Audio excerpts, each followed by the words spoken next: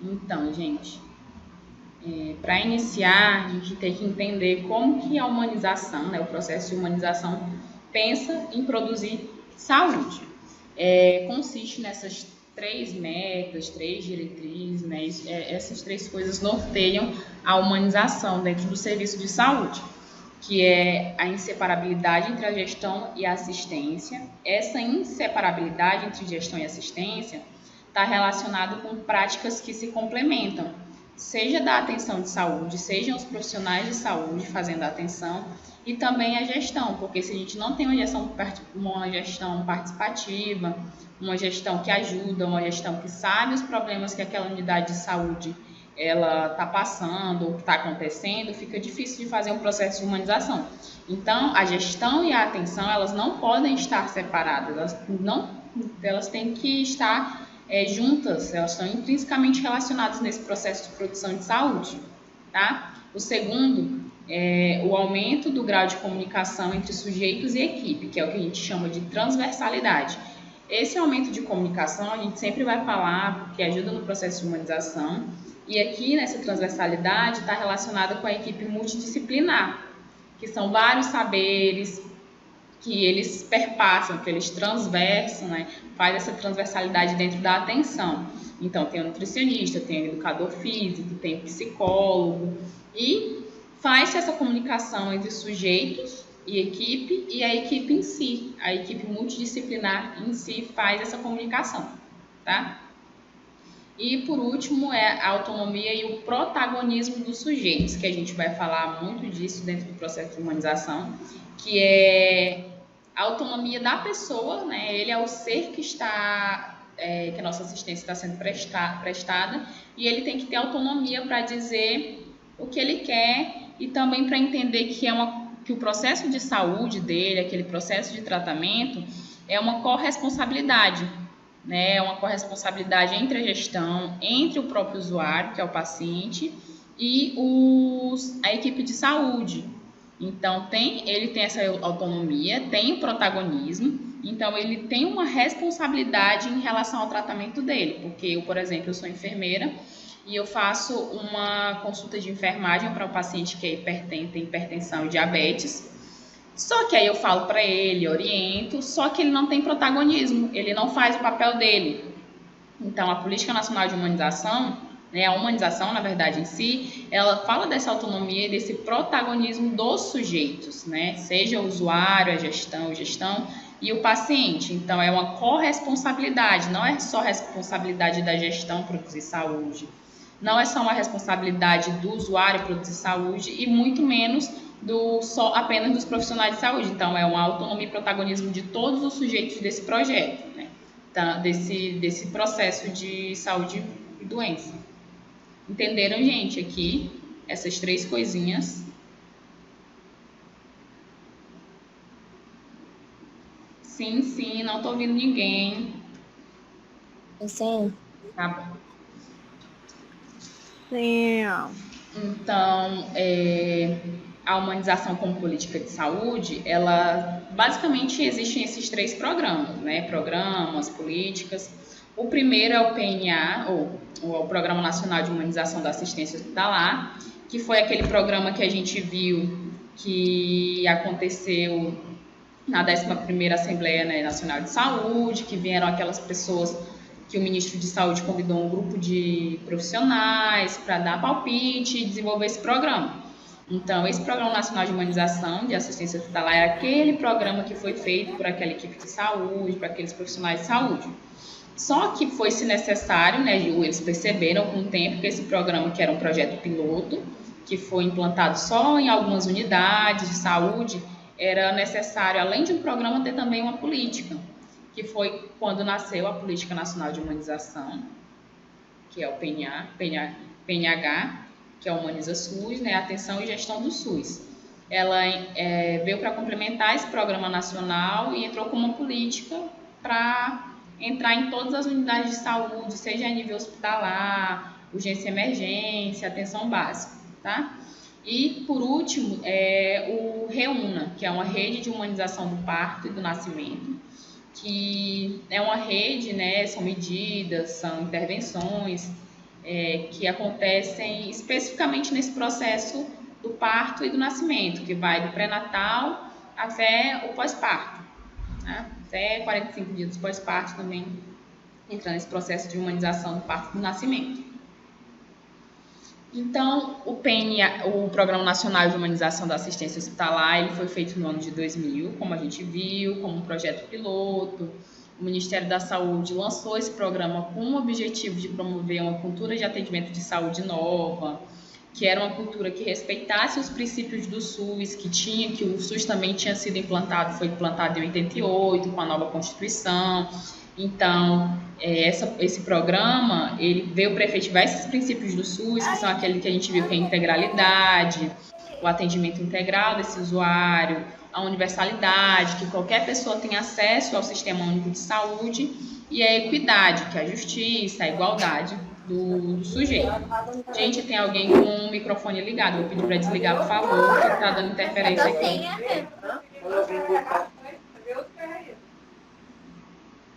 Tá. Então, esse programa, ele veio incentivar, efetivar esses princípios do SUS, e para incentivar essas trocas, que a gente vai falar sempre da humanização, essas trocas entre os gestores, os trabalhadores, os usuários. Então, o Programa Nacional de Humanização veio para isso, né? Para mudar essa atenção de saúde, promover uma nova cultura de atendimento, aplicar os princípios do SUS, que até então eram novos, e incentivar essas trocas entre os gestores, trabalhadores e usuários para minimizar essa separação, para promover esse processo de comunicação, tá? E esse programa, o Programa Nacional de Humanização, quais eram os objetivos dele, né?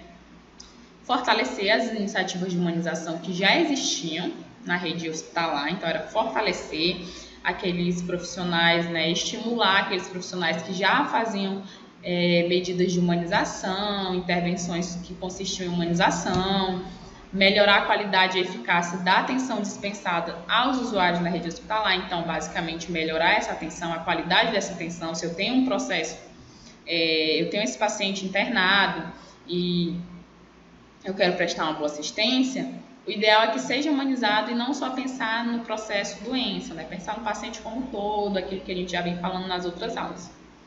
Capacitar esses profissionais, né? Nós profissionais de saúde, para que a gente valorize a vida humana, que a gente entenda que não é só... Professor, Oi. Esse caso de fortalecer é tipo amparar os Isso. profissionais e os assistidos? É isso? Isso.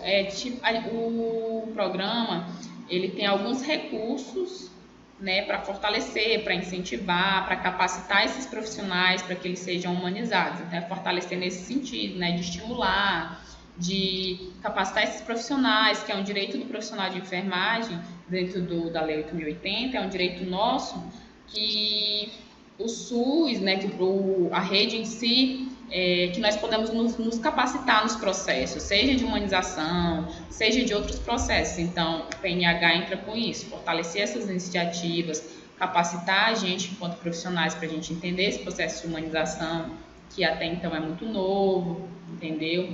Conceber, implantar as novas iniciativas, planejar, implantar essas novas iniciativas de humanização nos hospitais. O programa, ele também prevê isso, que seja implantado, né? O programa vem com isso, os profissionais desse programa vêm com essa perspectiva de implantar essas iniciativas para beneficiar tanto o usuário como os profissionais de saúde, porque o profissional de saúde, ele também entra no Programa Nacional de Humanização. O profissional também tem uma questão dele, que é a assistência ao cuidador, né? Que somos nós. A gente vai falar um pouquinho mais lá na frente. E estimular a realização de parcerias e trocas de conhecimentos, né? Estimula essa parceria, essas trocas desses conhecimentos entre os profissionais e a experiência em si dos profissionais ali naquele processo de assistência.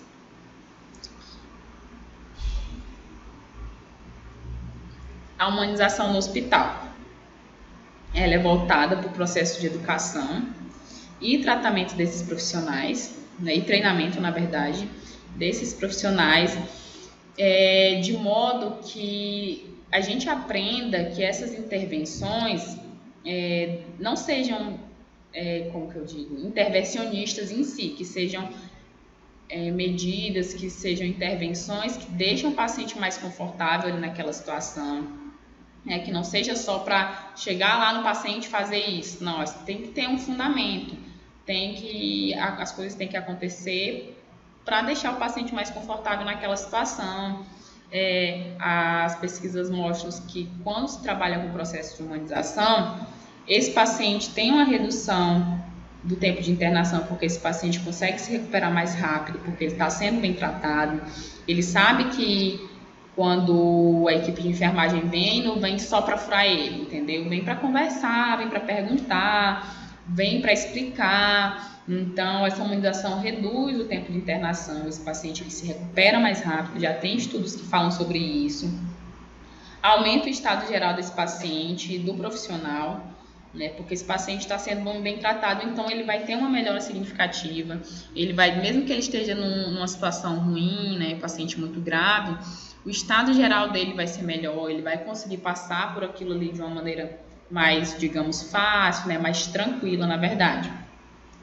E redução das faltas entre a equipe de saúde. Essas faltas, no que diz respeito a que a gente deixe de passar algo, entendeu? Redução, a gente reduz essas faltas, tipo, a gente não deixa passar uma queixa específica.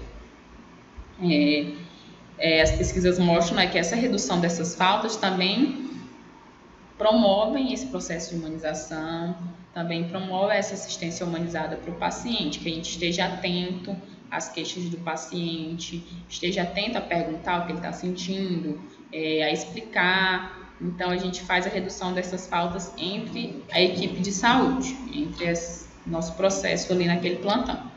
Tá bom, gente? Vocês entenderam aqui? Sim. Então, o Programa Nacional de Humanização, a partir dele, né, veio alguns projetos do governo federal, e dentro desse projeto do governo federal, eu trouxe esses 3 projetos, que são os Doutores da Alegria, Cuidando dos Cuidadores, que somos nós, e Humaniza SUS. Dentro dos Doutores da Alegria, vou explicar um pouquinho como é que aconteceu. Em 1986, o Michael, né, ele era um palhaço americano, diretor de um circo de Nova York, e ele foi fazer uma apresentação, uma comemoração de um evento de hospital daquela cidade. Aí, quando ele pediu para... Nessa apresentação, o que ele fazia?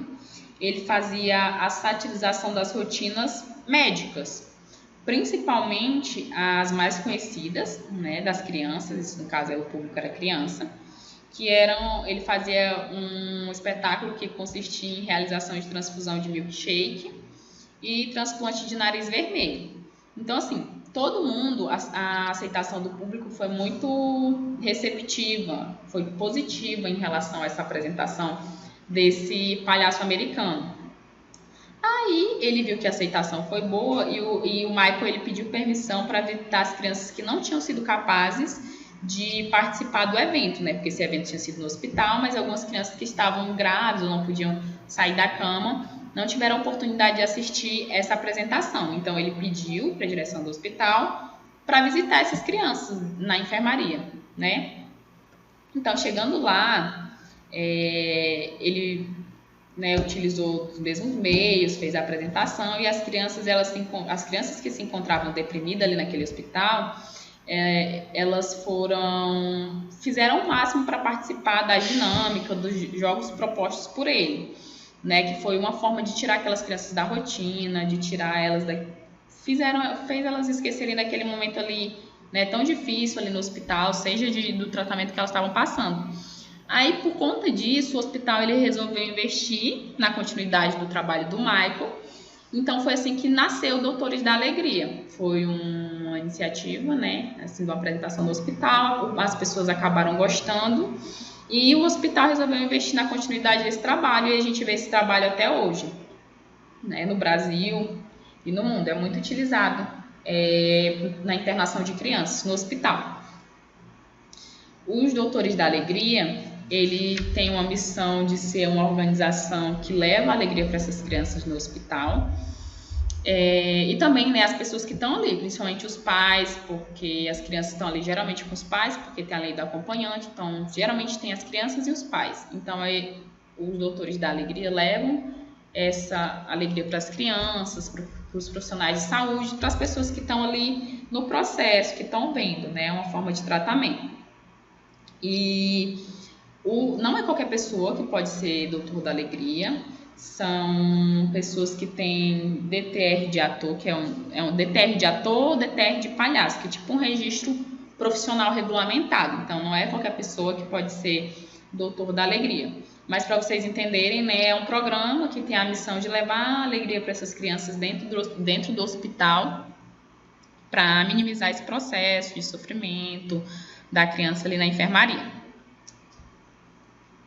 Eles realizam cerca de 75 mil visitas por ano, né, nas crianças internadas. As indicações, no geral, são crianças que estão internadas, mas são traumas ligados à hospitalização, como perda de controle do corpo e da vida, quando a criança fica muito deprimida, no caso, né, atitude negativa, em relação a essa doença e essa recuperação, as crianças ficam muito tristes. Então, a indicação que se faz desses doutores da alegria é que quando essas crianças estão nesse grau estão deprimidas, estão tristes, aí esses doutores da alegria, eles vêm no hospital e fazem, né, essa apresentação para as crianças, regularmente, pelo menos.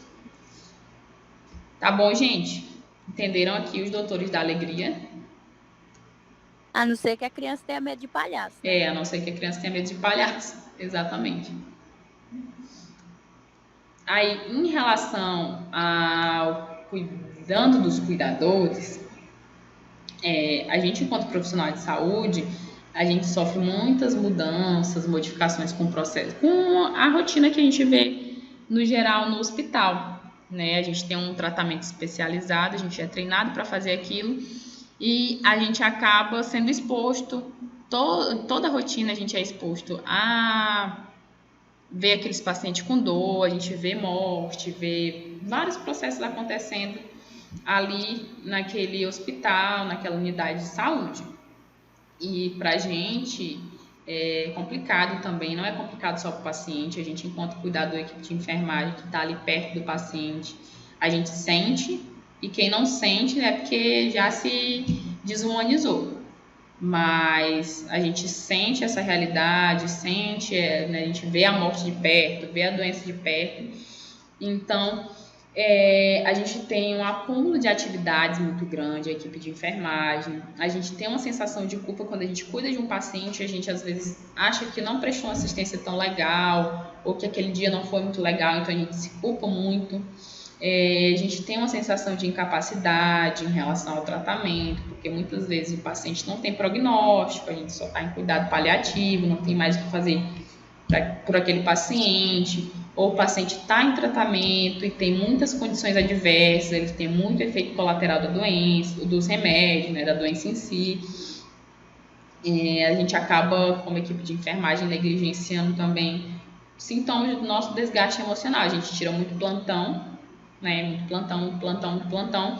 Na nossa cabeça a gente não pode fazer corpo mole. Então, isso acaba adoecendo a gente também. E eu trouxe alguns questionamentos aqui sobre a equipe de enfermagem, né? Como é que a equipe de enfermagem ela foi preparada para enfrentar com saúde física e mental e as rotinas. O nosso processo de preparação é a graduação, né? No caso de vocês, o curso técnico, é esse processo que a gente aprende aqui. A gente meio que aprende, se prepara, né, teoricamente, mas na realidade é muito diferente. Então, a preparação é isso aqui, é essa matéria, a gente vê como é feito o processo de humanização, ver o que pode ser feito, entender que a gente também, enquanto cuidador, também sofre uma pressão, também tem, né, toda uma questão psicológica com a gente também e com os pacientes. Em relação, os enfermeiros e sua equipe recebem suporte para enfrentamento dessa situação? O ideal é que sim, né, mas muitas unidades, existem hoje algumas instituições privadas que oferecem esse tratamento psicológico, esse apoio psicológico, tanto para o paciente, né, como para a equipe de enfermagem, a equipe de modo geral. Mas ainda não é uma coisa assim que tem em todo lugar, é muito difícil, principalmente na rede pública, que a equipe de enfermagem ela tem esse suporte psicológico, né, de outros profissionais para nós mesmos. Então, esse suporte psicológico ainda está muito defasado no que diz respeito à atenção de enfermagem, né, para a gente mesmo. E de que maneira a gente extravasa as tensões acumuladas no ambiente de trabalho. Então, aqui, né, cada um, dentro da porta do hospital para fora, cada um faz de sua maneira, tá bom? Tem gente que faz terapia, tem gente que dança, tem gente que faz outras coisas para poder extravasar as tensões que são acumuladas ali naquele plantão, naquele local. Mas aqui o que vocês precisam saber é que a nossa preparação acontece mesmo na graduação, estudando sobre o assunto, discutindo sobre esse assunto, né? E que o nosso apoio, o nosso suporte, muitas vezes não acontece dentro do hospital, a gente não tem esse apoio psicológico e a gente acaba, né, tendo que, por nós mesmos, fazer ou procurar o meio de extravasar essas tensões acumuladas no ambiente de trabalho. Entenderam, gente? Todo mundo dormindo hoje. E o Humaniza SUS, Sim, que nasceu, né, depois do Programa Nacional de Humanização de Assistência Hospitalar, nasceu o Humaniza SUS, que é a Política Nacional de Humanização, então ela perpassa todo o meio do Brasil, né, a nível de Brasil. Ela foi instituída pelo Ministério da Saúde em 2003. Foi formulada a partir da sistematização de experiências do chamado SUS que dá certo. Então, foi uma sistematização que foi feita, né, para ver como que era a experiência, e foi instituído, então, a Política Nacional de Humanização. A Política Nacional de Humanização tem basicamente os mesmos objetivos do Programa Nacional de Assistência de Humanização Hospitalar, né, que é efetivar esses princípios do SUS, que é aqueles que a gente já falou, estimular essas trocas entre os gestores, trabalhadores e usuários nesse processo de produção de saúde e da produção também do sujeito, entenderam? Então, basicamente, ela nasceu a partir do Programa de Humanização Hospitalar. Então, Humaniza SUS tem os mesmos princípios, né, o mesmo objetivo, mas a nível de Brasil, a nível, né, de todas as unidades de saúde, hospital, emergência, unidade básica, tá? O Humaniza SUS ele trabalha com 3 macro objetivos, né, que seriam o que rege o Humaniza SUS. Ampliar as ofertas da Política Nacional de Humanização, ampliando o quê? Priorizando, na verdade, a atenção básica, que são as unidades básicas de saúde, que são os postos de saúde, e hospitalar, com ênfase nos hospitais de urgência e universitário.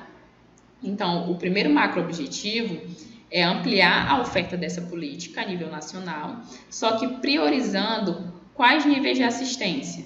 A atenção básica, né, os postos de saúde, a atenção hospitalar, só que dentro da atenção hospitalar, a ênfase é nos hospitais de urgência e nos hospitais universitários, tá bom? Incentivar a inserção da valorização dos trabalhadores do SUS, que somos nós. O que seria incentivar, né, a inserção desses trabalhadores no SUS? Nos colocar como indivíduos que podemos ter tomada de decisões em relação à nossa capacidade de analisar o tratamento daquele paciente, de analisar o estado de saúde daquele paciente, intervir enquanto equipe de saúde. A enfermagem fala, a enfermagem está ali, a enfermagem opina. Então, incentivar a nossa valorização, né, enquanto profissionais do SUS, assegurar a nossa participação também dentro dos espaços que são de gestão. É importante que a equipe de enfermagem ela esteja dentro do Conselho, né, Municipal de Saúde, Conselho Estadual de Saúde, dentro das assembleias, que ela participe desse processo de produção de saúde, que vá desde a gestão até a assistência. A gente, como profissional, seja de assistência, a gente tem que ir lá no conselho, tem que ir para as reuniões, tem que mostrar o nosso ponto de vista. Então, incentivar a inserção da valorização dos trabalhadores é um macro objetivo do Humaniza SUS. O que o Humaniza SUS quer? Quer que a equipe de enfermagem ela esteja ali, né, capaz de tomar decisões, capaz de analisar, capaz de estar ali naqueles espaços coletivos de gestão, que são os conselhos, que são as assembleias, que são as conferências. Então, o Humaniza SUS quer isso, quer que a gente esteja, né, dentro desses espaços de gestão também, não só na assistência. Tá? Divulgar, o terceiro macro objetivo é divulgar essa política nacional de humanização e ampliar os processos de formação e produção de conhecimento. Primeiro, divulgação dessa política de humanização, que as pessoas conheçam, né? E que facilite esse processo de formação e produção de conhecimento entre os profissionais. Esses profissionais têm que ter uma formação, têm que ter uma produção de conhecimento, né? Eles têm que saber, é como se fosse uma capacitação, eles têm que saber, né, o que eles estão fazendo, eles têm que se capacitar em relação a essa política de humanização, esse contexto de humanização que está adentrando o nosso contexto a nível de Brasil agora, que vai facilitar nesse processo de articulação desses serviços, né, movimentos sociais, instituições de saúde. Então, o terceiro macro objetivo é esse, que sejam divulgados, que a gente passe por esse processo de formação e produção de conhecimento, de forma que a gente articule com outros serviços e instituições, tá? Gente, vocês entenderam aqui esses 3 macro objetivos? Ficou alguma dúvida?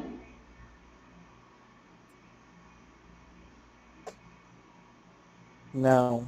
Tá. Na prática, gente, o que o Humaniza SUS quer? Para vocês verem, assim, como a humanização é uma coisa mínima, né?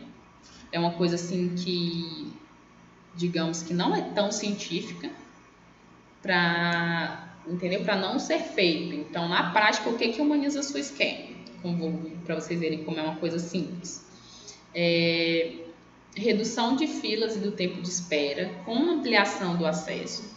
Então, procurar que esse paciente ele não fique muito tempo naquela fila de espera. A gente sabe que é muito complicado. A gente chega na unidade de saúde, a gente demora 2 horas para ser atendido. 2 horas, né, no mínimo, falando assim, sendo bem otimista.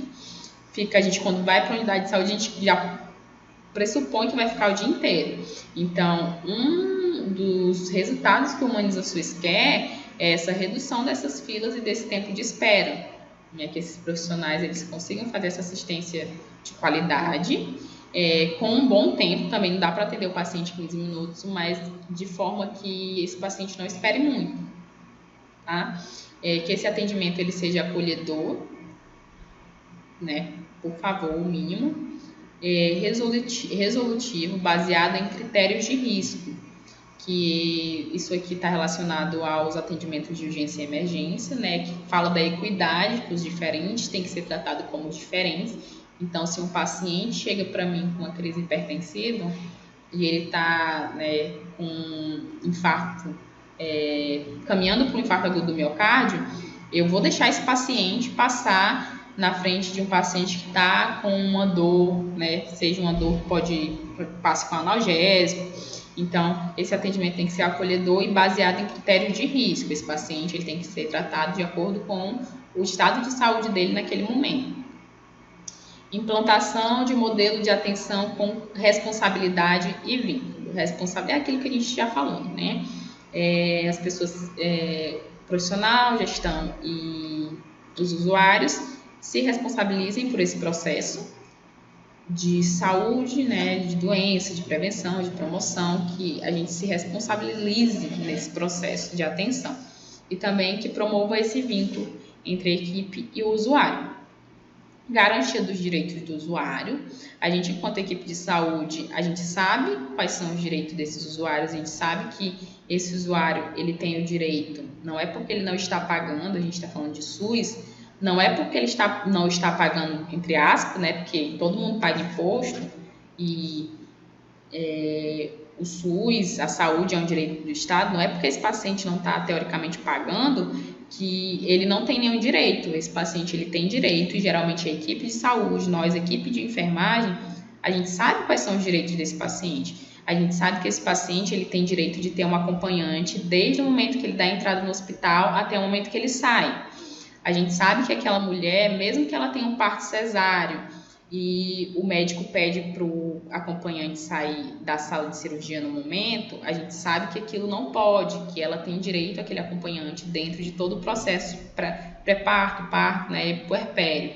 A gente sabe que o paciente ele tem direito de ser atendido com qualidade, que ele não deve ser desrespeitado. Então, a gente entra nesse processo de garantir também. Tá? A Humaniza-SUS garante esse direito dos usuários dentro do serviço de saúde. Nossa valorização enquanto trabalho, né, valorização do trabalho na saúde, que é muito difícil a gente estar caminhando para isso e não vai ser agora que vai melhorar mesmo, vai melhorar aos poucos. E uma gestão participativa no serviço, que aquilo que a gente estava falando, que é uma gestão que conhece o que está acontecendo ali naquela unidade. É uma gestão que quer saber, é uma gestão que participa, que quer resolver os problemas. Tá? Então, na prática, o Humaniza-SUS ele quer basicamente isso, gente. Ver como são coisas assim que não são de outro mundo, são coisas simples que a gente consegue fazer na nossa rotina normal. Tá bom? Vocês entenderam aqui?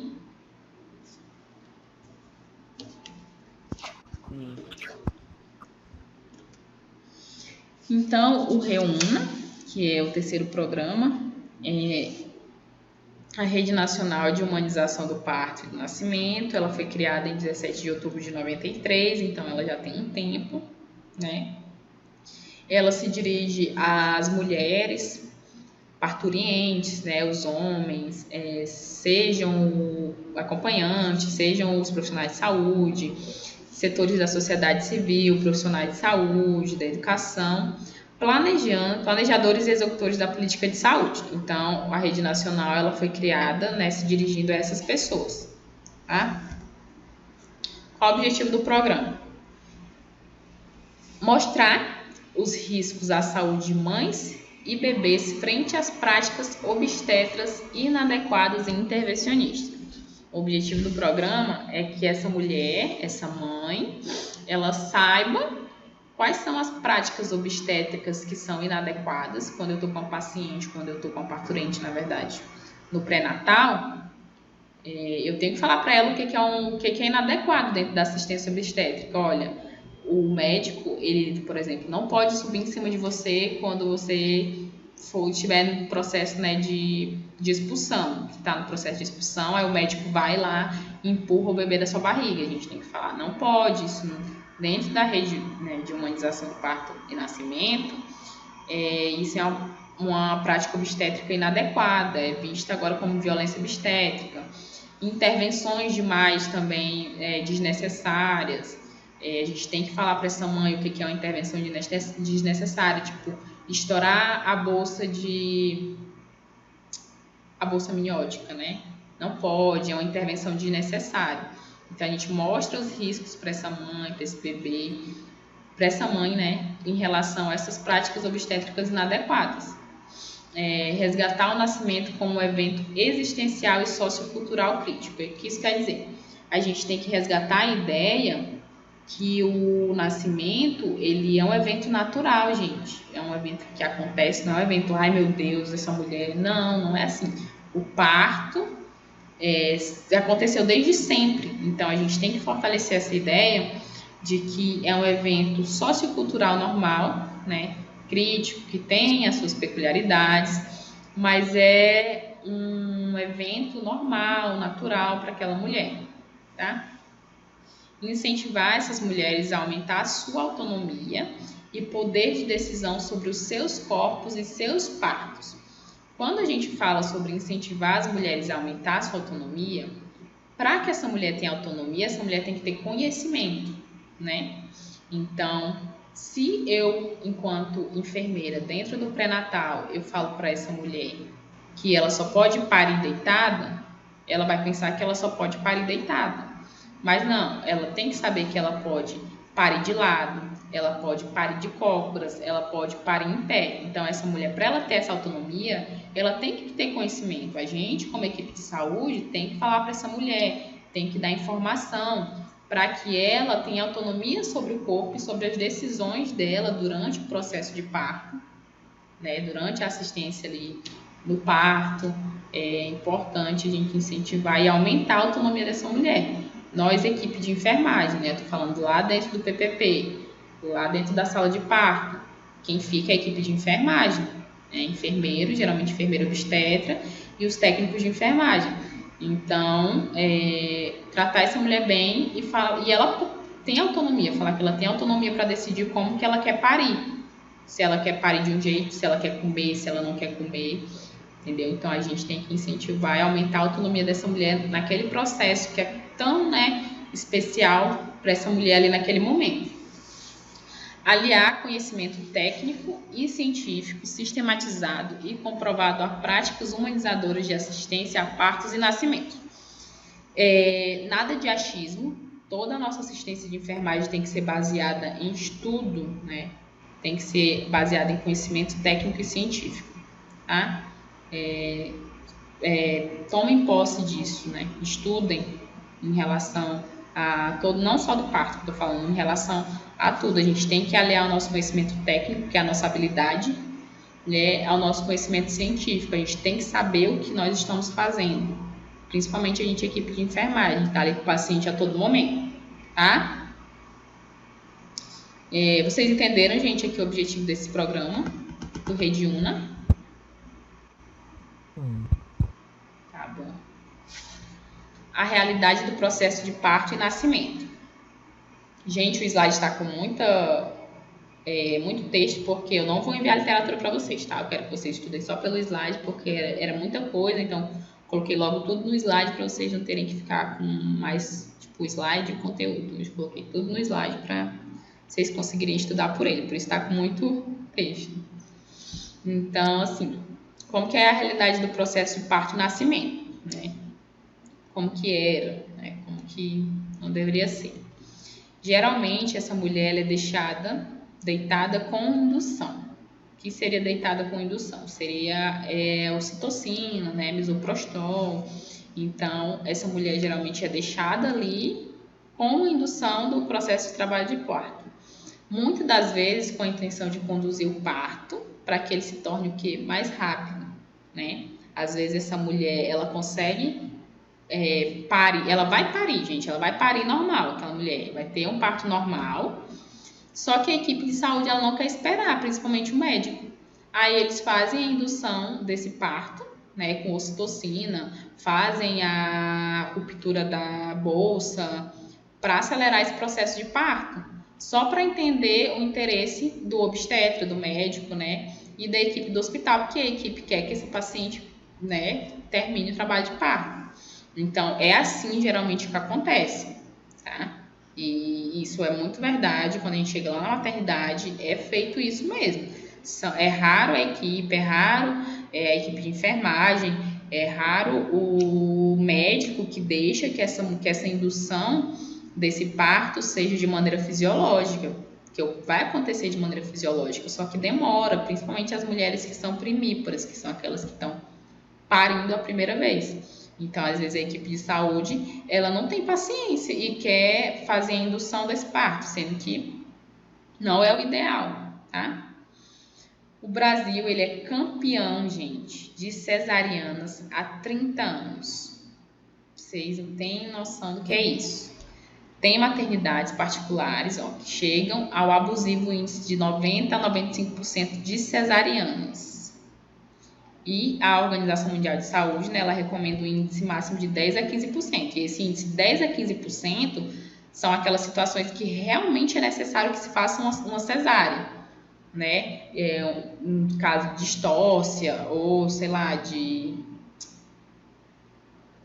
esqueci o nome.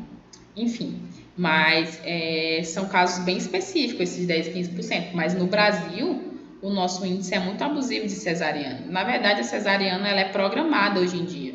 Eu falo, muitas vezes já aconteceu comigo de eu perguntar, vai ser normal, não sei o quê, vai ser quando? E a mulher falar que a cesariana dela está marcada, entendeu? Sendo que eu como enfermeira consigo avaliar que ela não tem nenhum critério para cesariana. Ela é uma mulher saudável, sem comorbidade, não tem hipertensão, não tem diabetes, não tem sobrepeso, não tem histórico de aborto. Então, entendeu? Não tem sentido essa cesariana. E é uma cultura, agora virou cultural no Brasil. A mulher engravidou, ela não quer mais parir normal, ela quer parir só com cesariana, porque não sente dor. Então, é cultural agora, né? Nosso índice é de 90% a 95% de cesarianas.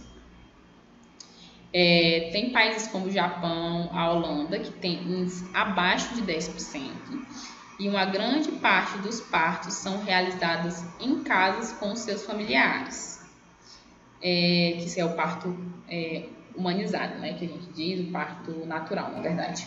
O parto natural é o parto em casa, mas esse parto natural ele tem alguns critérios também para acontecer, tá? E o Brasil ele está se tornando um ato cirúrgico, medicalizando, intervindo e cortando, que é isso que acontece.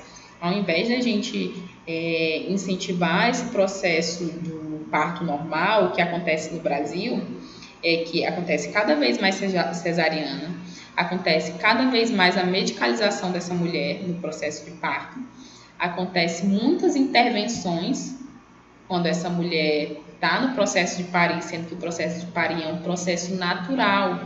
A mulher não precisa de nada no momento que ela vai parir, é fisiológico. O corpo dela vai preparar, o corpo dela vai estar sendo preparado para parir. Aí, raras, né, as exceções que acontecem, alguma intercorrência, alguma coisa.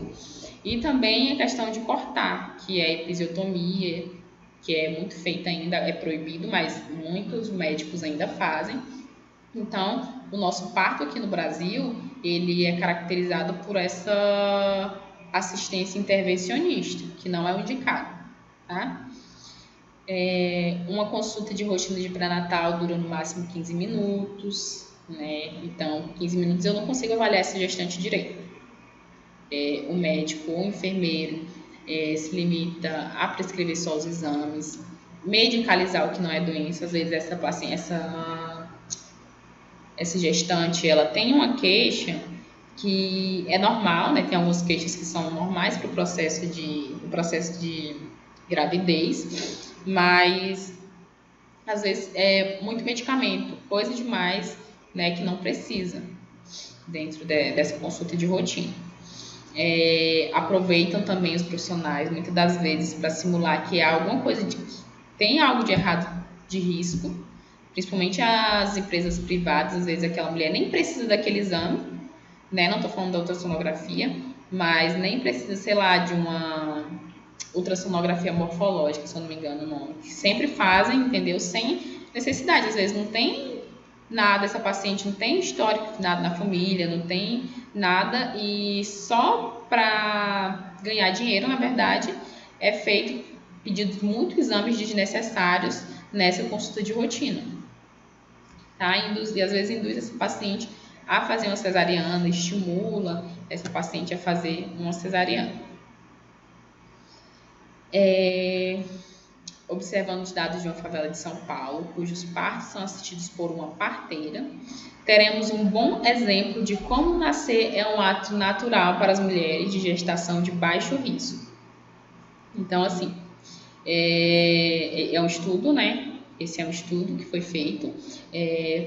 Foram assistidos partos de uma parteira. Parteira não tem como se fosse conhecimento técnico, né? Uma parteira tem um nível, né? Um curso, mas prestou assistência para essas mulheres e o parto aconteceu de forma natural, né?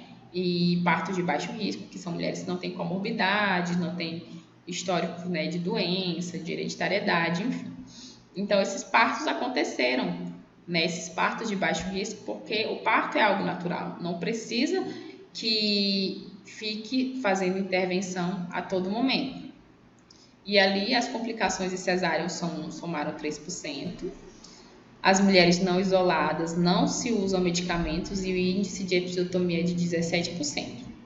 Na rede de hospital privado, o índice de cesárea chega a 70% e na pública a 40%. Então, o índice é muito grande. A episiotomia chega a 100% nos hospitais convencionais quando se trata do primeiro filho. Episiotomia é aquele corte que vai naquele espaço ali do períneo, né, entre o ânus e a vagina. É aquele corte que faz. Então, a episiotomia chega a ser 100% nos hospitais convencionais quando se trata de mulheres que vão ter o primeiro filho. Porque o parto realmente demora, é normal, é fisiológico, é normal que uma mulher que vai parir a primeira vez, o parto dela demore mais do que uma mulher que já tem 3 filhos, né? Entenderam, gente? Aqui, como que é a realidade do nosso processo de parto e nascimento. Meu Deus, tá todo mundo dormindo. E o professor, eu ouvi dizer que não estava mais fazendo esse cortezinho. Né? Isso. Não, é proibido. É dentro do... Esqueci a palavra, mas dentro dessa questão obstétrica, dessa questão de violência obstétrica que a gente tem muito se falado, a episiotomia ela foi proibida. Só que ainda acontece, gente. Por que acontece? Sim. Porque essas mulheres, elas não têm, né? É aquela questão do conhecimento, elas não têm autonomia. Porque se essa mulher dá entrada, vocês técnicos de enfermagem, recebem essa mulher dentro do PPP e fala para essa mulher o que pode e o que não pode, no momento que o médico for falar que vai fazer uma episiotomia, ele não vai fazer porque ela não vai deixar. E se ele fizer, ela processa o médico. E tá certo. Então, acontece isso por conta desse processo de ignorância, né? O médico fala que vai cortar, aí a mulher não sabe que é proibido, não sabe que não é indicado, na verdade, e acaba deixando. Então, acontece ainda.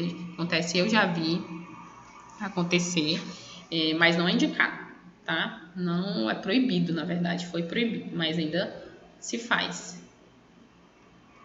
Tá bom, obrigado. Nada. Então, assim, dentro das recomendações da Organização Mundial de Saúde, a gente tem algumas condutas para humanizar o parto, né? A gente é equipe de enfermagem, a gente é equipe como um todo, na verdade. Então, o que seria? No pré-natal, isso acontece mais, né? Essa questão do pré-natal é mais para o enfermeiro, mas eu vou falar para vocês ficarem cientes. No pré-natal, a gente entra, né, com essa proposta de planejar onde como o nascimento dessa mulher vai ser assistido, onde ela quer que seja esse nascimento, se ela tem indicação para ser um parto em casa, se for da vontade dela. Muitas mulheres querem parir em casa e muitas mulheres têm medo e querem parir no hospital. Então, a gente, né, entra nesse processo de planejar, a equipe de enfermagem entra também nesse processo de planejar onde vai ser esse nascimento e como vai ser esse nascimento. Na consulta de enfermagem, avalia o risco durante a gestação, avalia o risco que estiver acompanhando essa gestante e avalia se ela é uma gestante de risco habitual, que é de baixo risco, ou de alto risco, né? Baseado nisso, vão outras condutas.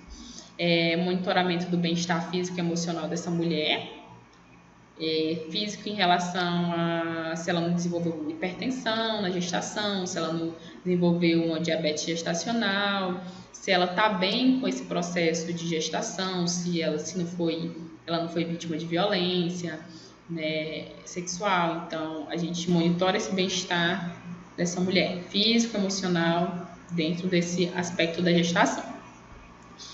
Respeitar as escolhas da gestante sobre o local e nascimento. Então, não nos diz respeito. O que a gente, como equipe de enfermagem, pode fazer? Pode falar para ela o que é melhor, né? Por exemplo, olha, muito bom a questão de você parar em casa, você tá ali com a família, se você tem indicação para que esse parto seja feito em casa, não tem problema, entendeu? Então, mas mesmo assim a gente respeita a escolha dessa paciente. Se ela quer parir no hospital, ela vai parir no hospital. E prestar as informações sempre que necessário. É nosso dever, equipe de enfermagem, deixar essa paciente informada. Essa paciente não, que ela não está doente, né? Essa parturiente, que ela esteja informada em relação a esse processo, tá? Na admissão, que já nos diz respeito, né? Técnico, equipe de enfermagem em si, respeitar a privacidade dessa mulher, quando vai fazer exame, quando vai fazer alguma coisa, né, precisa fazer alguma intervenção, respeitar a nudez, né, a privacidade daquela mulher mesmo naquele contexto de parto. Respeitar a escolha do acompanhante. Essa mulher tem direito ao acompanhante em todo esse processo de parto, desde o momento que ela é admitida. Ela tem direito ao acompanhante, o acompanhante fica dentro da sala de parto, seja cesárea ou seja um parto normal, o acompanhante está ali, porque é a única pessoa que ela conhece, ela precisa de alguém, né, que fique ali com ela naquele momento, é um momento, né, único para aquela mulher, é um momento, né, uma passagem, tem toda uma simbologia para essa mulher. Então a gente respeita a escolha desse acompanhante. Durante o trabalho de parto, eu vou desmistificar algumas coisas que eram feitas antigamente. Oferecer líquidos via oral. Essa mulher, ela pode comer. Antigamente, né, as pessoas, não sei de onde que veio isso, que durante o trabalho de parto, a mulher não podia comer, não podia beber, não podia fazer nada. Isso não é verdade, gente. A mulher, dentro do trabalho de parto, tá lá dentro da sala de parto. Se ela quiser comer, ela vai comer. Se ela quiser beber água, se ela quiser beber suco, ela vai beber. Porque aquele ali é o momento dela com ela, né, naquele processo.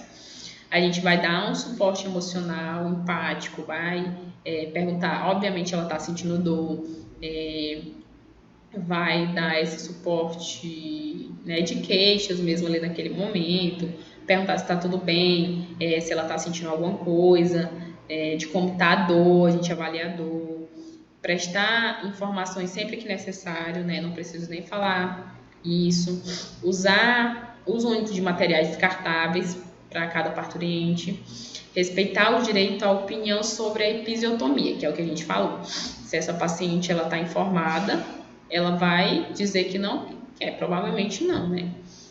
Mas não assustar essa paciente, informar, se não fizer episiotomia, o bebê não vai sair e tu vai se rasgar inteira. Não é isso que acontece. A gente fala sobre episiotomia e respeita a opinião dessa paciente de querer fazer ou não. O corte do cordão umbilical tardio, né, tem um tempo certo para fazer o corte desse cordão umbilical, com material estéril. Também é uma medida de humanização dentro do trabalho de parto, durante o trabalho de parto. Em relação à posição durante o trabalho de parto, a gente vai encorajar a posição não deitada. Por quê, gente? A posição não deitada, que é aquela posição que a gente vê em todos os lugares, filme, novela, né? Em todo lugar que a gente vê um parto, a mulher está em posição deitada. Essa posição deitada, que é a posição litotômica, que a gente diz, ela não é indicada porque ela não facilita a saída do bebê de maneira nenhuma, tá? A mãe, se ela fica muito tempo ali, por muito tempo naquela posição, o útero, ele pesa sobre os vasos sanguíneos que irrigam a placenta, principalmente a veia cava inferior, né, do lado esquerdo. Dificulta a irrigação desses vasos sanguíneos para a placenta. Então, se não chega sangue na placenta, esse neném ele está com baixo índice de oxigênio, né? Então, a gente não encoraja jamais a posição não deitada, né? A posição deitada. A gente não encoraja, mas a gente não vai obrigar aquela mulher a ficar de cócoras, né? Ou ficar de ladinho. A gente fala, olha, mãe, a gente explica, essa posição não é muito legal, não vai facilitar a saída do seu bebê em relação à gravidade, né? Não vai facilitar a descida do bebê, o seu útero fica pesando no vaso, então pode não chegar oxigênio para o bebê. Então a gente encoraja que essa mulher não fique deitada, mas a gente não vai obrigar, a gente vai explicar. Liberdade de posição e movimento. Se essa mulher ela quiser andar, a gente deixa ela andar. Se essa mulher quiser dançar, ela vai dançar. Essa mulher vai fazer o que ela quiser dentro do trabalho de parto, tá? Ela tem liberdade de posição e movimentos. Em relação ao controle da dor, a gente sempre opta dentro do trabalho de parto por as medidas não farmacológicas, que a gente diz, que são as massagens. Dessas massagens não necessariamente é a equipe que vai fazer. A gente pode fazer, a gente aprende, e só que essas massagens a gente pode ensinar o acompanhante que está ali com a mãe a fazer essas massagens, técnicas de respiração, relaxamento, aromaterapia, que melhora o ambiente. Então, dentro do controle da dor, a gente utiliza principalmente esses meios não farmacológicos, tá? A gente faz o monitoramento do bem-estar físico da mãe, né, e emocional, e fetal também fazendo a ausculta dos batimentos cardíacos fetais, para saber se esse bebê ele não está taquicárdico, né, que vai me dizer que ele está em sofrimento fetal, que o bebê está em sofrimento, ou se ele não está bradicárdico, que também, né, é um tipo de sofrimento fetal. Em relação à pós-dectação. Essa dectação é quando nasce o bebê, aí a placenta descola, né? Esse descolamento e descida de placenta é o que a gente chama de dectação. A gente faz, depois que essa placenta sai, a gente faz o exame de rotina dessa placenta. O exame de rotina dessa placenta consiste em quê? Ver se a placenta está completa, né? Se a placenta não estiver completa, a gente supõe que fica o resto de placenta dentro da mãe e pode ocasionar infecção. Então a gente ver se a placenta está completa, se tem os dois lados, se tem a membrana, ver o cordão umbilical. No cordão umbilical a gente vê se tem a presença de 2 artérias e uma veia, porque se não forem 2 artérias e uma veia, pode ser que esse bebê tenha nascido com alguma anomalia, com algum problema cardíaco, mais ou menos esse tipo de coisa. Então a gente faz o exame rotina da placenta após a dectação, uso de ocitócitos no terceiro estágio se há risco de hemorragia. Geralmente, esses ocitócitos ocitocina, né, para fazer com que o útero contraia e tape a hemorragia, né, que essa hemorragia ela fique estancada. Mas a gente utiliza também o processo de amamentação. Dentro do processo, quando esse bebê sai do útero da mãe, que a gente coloca esse bebê para mamar, essa mãe ela começa a produzir ocitocina natural, sem ser necessário que a gente administre nela. Então, dentro da amamentação, já, né, acontece essa produção de ocitocina, já ajuda nesse estágio de diminuição dessas hemorragias puerperal, tá? A gente faz a prevenção da hipotermia no nascido, deixa esse bebê bem agasalhado, tá atento se ele não tá, né, sei lá, com os padrões, sinais vitais alterados, essas coisas que a gente tem que ver. E a amamentação na primeira hora, né? Sempre é uma medida, é uma recomendação da Organização Mundial da Saúde que esse bebê ele seja amamentado na primeira hora, tá? E em relação à dectação é isso. Entenderam, gente, aqui? Vocês entenderam essas medidas aqui do pré-natal, admissão, dentro do trabalho de parto, após a dectação? Sim. Tá? Sim, professora, mas eu fiquei assim, na dúvida sobre o acompanhante. Isso, pode falar. É porque parece que foi feita uma lei que o pai não é considerado um acompanhante, então ele pode entrar com ela para onde for, então ela tem direito a outra pessoa, além do pai, certo? A última vez que eu vi era um acompanhante, mas eu ainda não vi o que? Uma lei? Tu viu o que era? Se não me engano, era uma lei. Sim, estava sendo estudada. Entendi. Eu ainda não vi. Eu não vi, não, sinceramente. Não, eu ainda não vi, não, mas faz todo sentido para mim, né? Porque realmente o pai, né?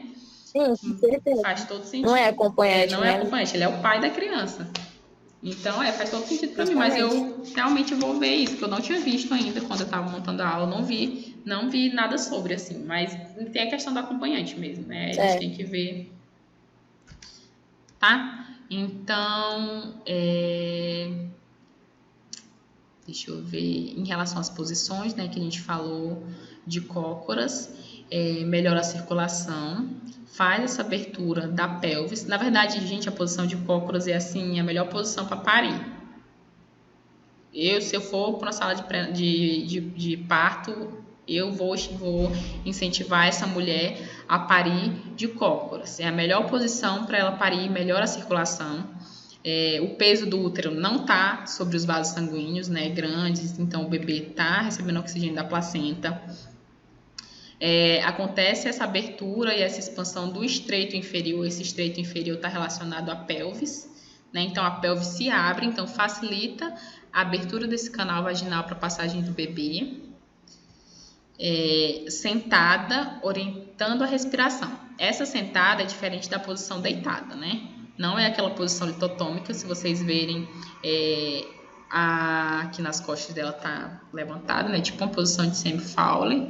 Então, ela tá meio que sentada.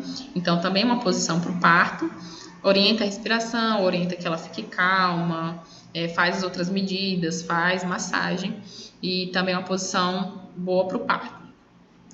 De cócoras, aqui tá apoiada, né? Na cama, ela tá, se eu não me engano, aqui tá em cima da cama.